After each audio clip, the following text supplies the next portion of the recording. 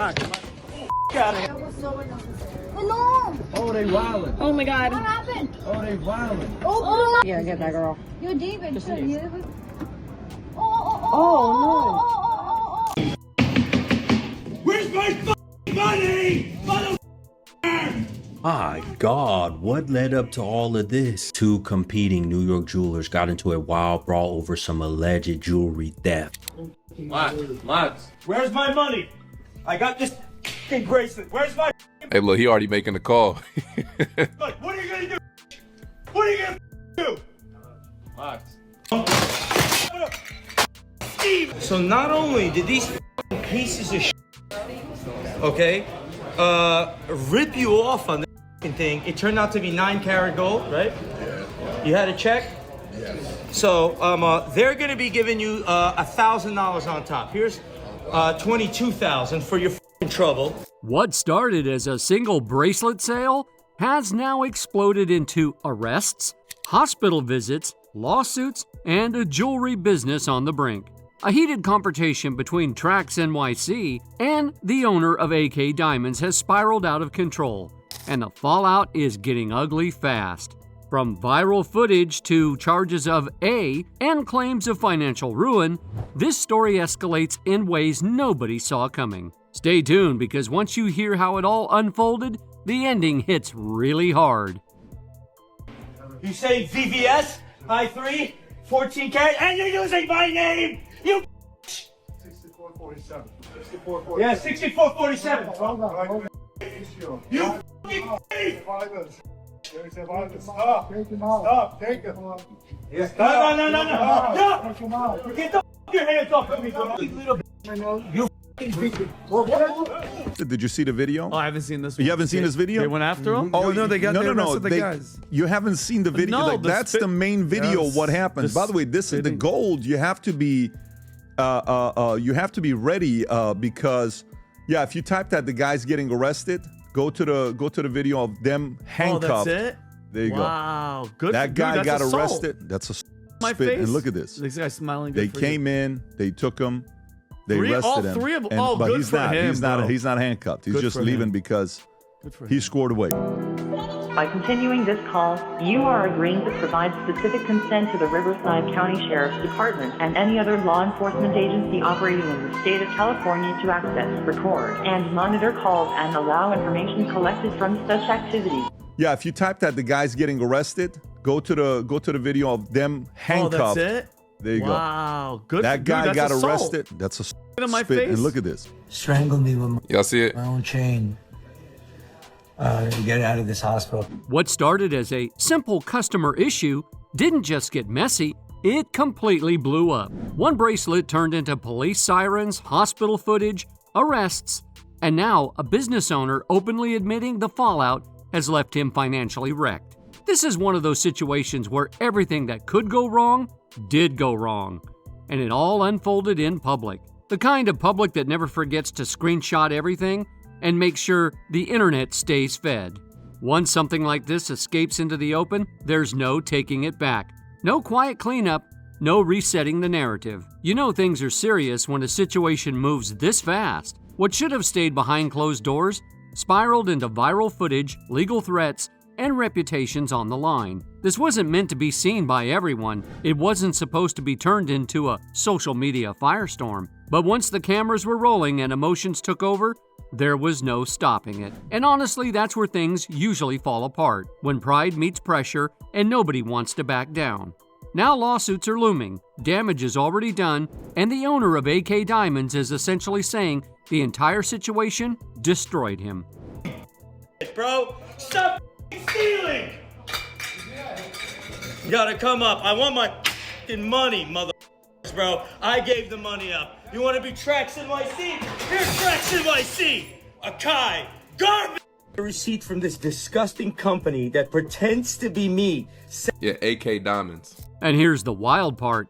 It didn't start with yelling, punches, or arrests. It started with one customer, one bracelet, and a belief that he was buying something directly connected to TraxNYC. Not something similar, not something inspired by, but the real deal. The branding looked legitimate. The presentation looked legitimate. He was told the piece was 14 karat gold. So he paid premium money, over $20,000, and walked away thinking the deal was done. From the customer's point of view, there was no reason to doubt it. Everything about the transaction looked official and professional. But then that uneasy feeling kicked in. The bracelet gets tested, and when Trax himself checks it on camera, the results are shocking. The gold content isn't even close to what was promised. This wasn't a minor error or a technicality. This wasn't a misunderstanding. It was a major discrepancy. And once that test result was out there, the tone of the entire situation changed. Because at that point, it wasn't just about fixing a mistake, it was about accountability. A receipt from this disgusting company that pretends to be me. Yeah, Akay Diamonds. Says they're TraxNYC, sells my customer a bracelet, rips them off, and rips them off on the gold. They're saying it's 14 karat gold. Well, we're gonna test this bracelet right now. Start the test. 10 karat gold. So did they say they were TraxNYC?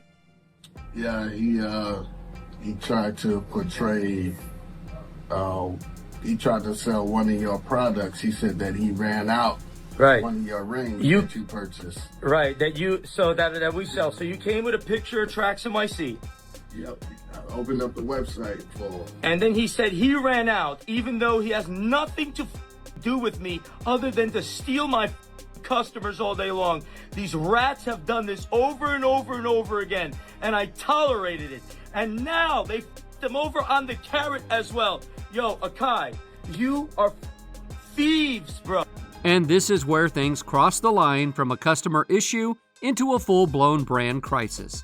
From Trax's perspective, this wasn't just about money, it was about trust. People were walking around with jewelry they believed came from his brand. They were showing his name, his website, his reputation, and the quality didn't match. That's the kind of thing that sticks. That's the kind of thing that spreads fast. It turns into side comments, then group chats, then full-blown rumors. And in a place like the Diamond District, where reputation is currency and word travels faster than paperwork, even one stain can cost you everything. Instead of pushing this straight to lawyers, Trax does something that genuinely shocks a lot of people watching unfold in real time. He pulls out his own money and refunds the customer the full amount, around $22,000, plus extra to cover the inconvenience.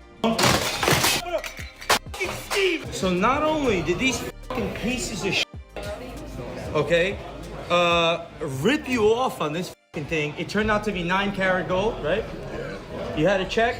Yes. So they're gonna be giving you $1,000 on top. Here's $22,000 for your fucking trouble. These bum motherfuckers, bro. You get people in this exchange, people in this. Stop being greedy pieces of fucking life. This is important because legally, he didn't have to do that. He wasn't the one who sold the bracelet. He wasn't responsible for the transaction. But he understood something that people in the Diamond District understand better than anyone else. Reputation comes before everything. Once trust is gone, no amount of damage control can buy it back. That move alone changed how a lot of people viewed the situation. To many, it made Trax look like someone willing to take a financial hit to protect his name and his brand. And in an industry where credibility is built over decades, that kind of gesture carries serious weight. But here's where things take a turn, because that refund wasn't the resolution, it was the trigger. So not only did these fucking pieces of shit, okay, rip you off on this fucking thing, it turned out to be 9 karat gold, right? Yeah. You had a check? Yes. So they're gonna be giving you $1,000 on top. Here's $22,000 for your fucking trouble. These fucking bum motherfuckers, bro. You get people in this exchange, people in this. Stop being greedy pieces of fucking life. Trax made it very clear he wasn't letting the situation slide quietly. He publicly stated that he planned to confront Akay Diamonds directly, and from that moment on, the tension started to rise. This is the fork in the road where everything could have gone two very different directions. Lawyers could have stepped in. Cease and desist letters could have been sent. Private conversations could have happened behind closed doors, away from cameras and crowds. But that's not what happened. Instead, Trax walks straight into the Diamond District with cameras rolling, and you can immediately tell from the footage that emotions are already running high. This isn't a calm sit-down or a controlled discussion. This is frustration that's been building for days, finally boiling over. He approaches the Akay Diamonds booth and confronts them head-on, accusing them of using his name, misrepresenting gold quality, and damaging his brand in a way that could have long-term consequences. As the confrontation continues, voices rise. People nearby start paying attention. Other jewelers stop what they're doing.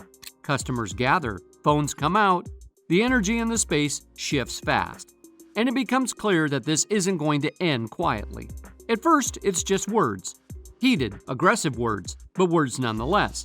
And then something happens that completely changes the course of everything.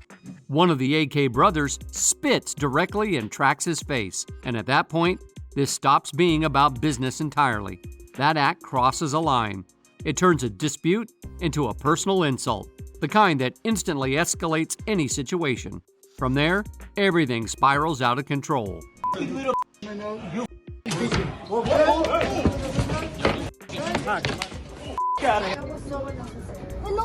Oh, they wildin'. Oh my God. What happened? Oh, they wildin'. Oh, Yeah, get that girl. Yo, David. Just should leave. you? Oh, The confrontation explodes into physical chaos. People start pushing, punches are thrown, security rushes in, other jewelers are yelling. Phones are recording from every angle. This isn't happening behind closed doors or in a private office. This is unfolding in one of the most public parts of the Diamond District in front of dozens of witnesses.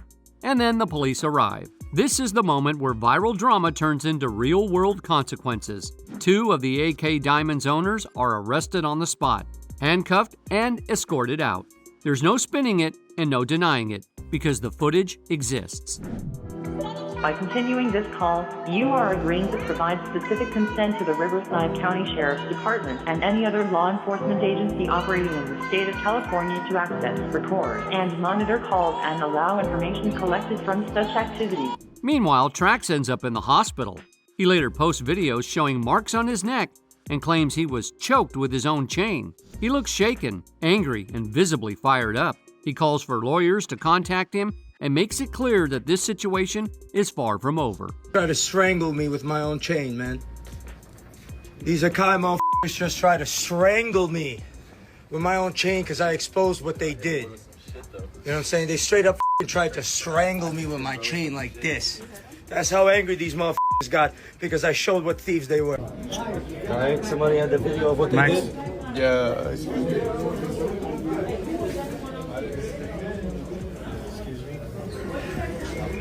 that over here? Yeah. Somebody had the video of what they did? And this is where the entire narrative flips overnight. What started as a heated confrontation between 2 jewelers suddenly becomes something much bigger. This isn't just a disagreement anymore. Now it's assault charges, hospital visits, viral videos circulating online, and an internet that has already picked up sides before any court dates even exist. Once footage like this goes public, the story stops belonging to the people involved and starts belonging to everyone watching. It's the ego that blinds people, you know what I'm saying? It makes them think that they're some main character, they got some right to do something to somebody, tell somebody some do this, do that. This motherfucker Freddy's like, let's talk like a gentleman. Let's talk like a... Don't try to me when you had the chance. With my chain, bro. You couldn't breathe. Or you and your brother and your father and some other henchman, you motherfuckers tried to jump on me after spitting in my face, stealing from clients, stealing from other people. You know what I'm saying? And got exposed and confronted. You tried to... And this is where the tension really deepens. After the arrests, Akay Diamonds goes completely quiet. No loud rebuttals, no emotional video responses, no confident press statements trying to control the damage. Just silence. And in situations like this, silence doesn't calm things down, it makes people speculate. It leaves room for rumors, assumptions, and worst-case scenarios to fill the gap. In a reputation-driven industry, that kind of quiet can be devastating. But behind the scenes, reports start surfacing that the fallout is hitting the business hard. Customers begin second-guessing past purchases. Reviews start piling up online. People are asking uncomfortable questions about whether they were misled. Receipts are being pulled out.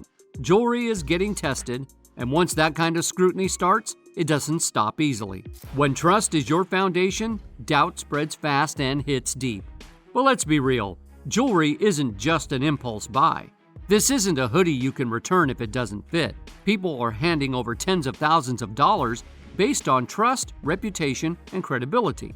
The moment even a hint of dishonesty enters the conversation, customers don't argue, they walk away permanently. And that's the kind of loss no sale or discount can fix. Then comes the legal pressure. Charges don't just disappear. Lawyers aren't cheap. Court cases move slowly. And on top of that, there's the looming threat of civil lawsuits.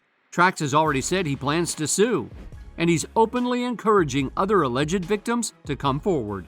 That alone is enough to make any business panic, because every new claim means more time, more money, and more damage control. That's when the financial reality truly hits. I'll never forget all these motherfuckers did. I'll never forget this stupid Freddie, one of the Akay brothers. He goes, we were arguing, and he's like, "I know how many of these I have." He's got a sky dweller. Do you know how many of these he has? Oh, you've got a lot of sky dwellers? You must be an important person. I should listen to you now. Bro, sitting in a cell right now, fucking pops, going downtown to see the judge, bro. According to statements attributed to the Akay Diamonds owner, the cost of everything, legal fees, lost business, reputational damage, and operations grinding to a halt, becomes overwhelming. Sales reportedly dry up almost overnight. Foot traffic disappears. Long-standing trust evaporates. And eventually the owner reportedly admits that he's broke. Not in a dramatic short-term way, but in a way that signals total collapse. And a special thank you to the Baharian community. Thank you. Stupid mother. Freddie's like, he thought he could choke and push me, and I can't do nothing back. That's what they think, whoever raised the mother. Greedy Akay brothers never did nothing for nobody their whole lives. Never did nothing. Never shared nothing. Never cared about nothing. Just wanted to steal for themselves. I got money. I got money. You got a charge, and you're in jail. Hopefully you have a good time in there. And that's the part people didn't see coming. Akay Diamonds wasn't a pop-up brand or a fly-by-night operation. This was a decades-old family business, a name that had operated in the Diamond District for years. And yet, in a matter of days, everything unraveled faster than anyone expected. Meanwhile, TraxNYC walks away from the situation with something arguably more valuable than money: public trust. From the outside looking in, people see Trax as someone who stood up for a customer who wasn't even his, someone willing to put his own reputation and money on the line to protect his name. Whether people agree with how he handled it or not, the optics worked in his favor. And in the internet era, optics aren't just important, they're everything. Gentlemen, why do I gotta talk to him as a gentleman? You rat. These scumbags right here, right? Akay, these lowlifes, they saying GIA gemologist, where they put SIVVS. Not only lie about the gold, you're gonna call this I3 stones VVS? They don't care. They're willing to do anything to over. Now, to be clear, there are still important legal distinctions that need to be made. Fraud allegations are still just that, allegations. As of now, no fraud charges have been officially filed. The arrests that took place were tied to mistreatment, not business practices. And legally, that difference matters a lot. Courts don't operate on vibes or viral clips. They operate on evidence, filings, and due process. To be ready, because if you type that the guy's getting arrested, go to the video of them handcuffed. Oh, that's it? There you go. Wow, good. That guy got assault. arrested. That's. But here's the reality most people don't wait around for. Public opinion moves faster than the legal system ever will. Once the footage is out, once people see spit, punches, police officers, hospital visits, and arrests, the damage is already done. At that point, narratives form instantly. Timelines fill up. Comment sections explode. And for Akay Diamonds, that kind of public judgment may be impossible to undo, regardless of how things play out in court. Crash out of 2026, and it's only January the 2nd. How I'm stamped. TraxNYC got the best crash out Dude said I'm stamping it. of 2026, and it's only January the 2nd. Huh? TraxNYC found out that it was customers going to a place up there in NYC, and they was using the TraxNYC name. And this is important to say. This situation wasn't staged. No one destroys a decade-old business for clout. Nobody willingly signs up for A charges just for views. This wasn't calculated or scripted. It was raw, emotional, and chaotic. And that's exactly why it happened the way it did so quickly. One confrontation turned personal. One moment of disrespect crossed a line. One viral clip changed everything. And suddenly a business that took years to build started collapsing in real time. As things stand right now, the Akay Diamonds owners are facing A charges. TraxNYC is pursuing legal action. More details are expected to surface as investigations continue. And depending on how this plays out in court, the financial and legal consequences could grow even more severe. This story isn't over, it's still unfolding. But let's take this even deeper, because there's another layer here that a lot of people aren't talking about yet. And it's the layer that explains why everything collapsed so quickly and why that "I'm broke" admission actually makes sense. This wasn't just about one fight or one bracelet.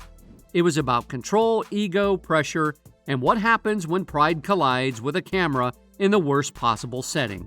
In environments like the Diamond District, everything runs on unspoken rules. You don't air disputes publicly. You don't embarrass other jewelers in front of customers. You don't bring cameras into conflicts. And most importantly, you don't let emotions take the wheel in a place where reputation is literally currency. Once those rules are broken, it's like tipping the first domino. Everything else falls faster than you can stop it. From Akay Diamond's perspective, imagine how that confrontation likely felt. One of the biggest names in the district storms into your booth, cameras rolling, accusing you of fraud, misrepresentation, and taking advantage of brands in front of peers, customers, and the internet. That's not just a business dispute, that's your reputation being dismantled in real time.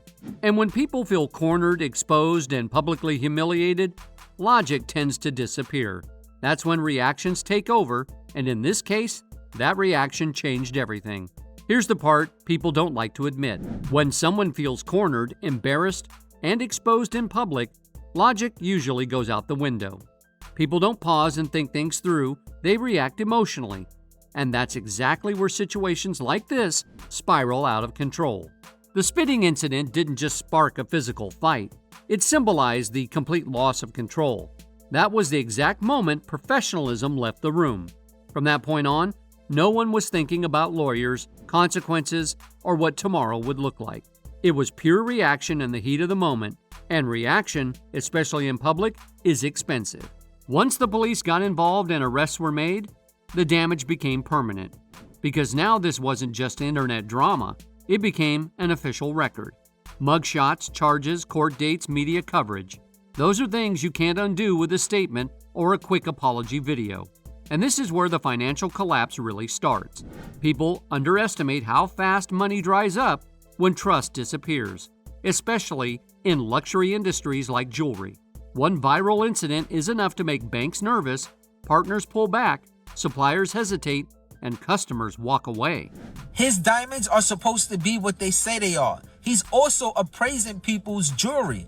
So he's writing certain things on an appraisal that's not accurate. And for those who don't know, appraisal is just saying this is what you got, this is what it's worth. So in case anything ever happens and you got to file an insurance claim, you can file it and they'll pay you out what it's worth because he's certified. He's saying that this is what it is. It's legit. But now, can you even trust them? Because he's selling 10 karat gold as 14 karat.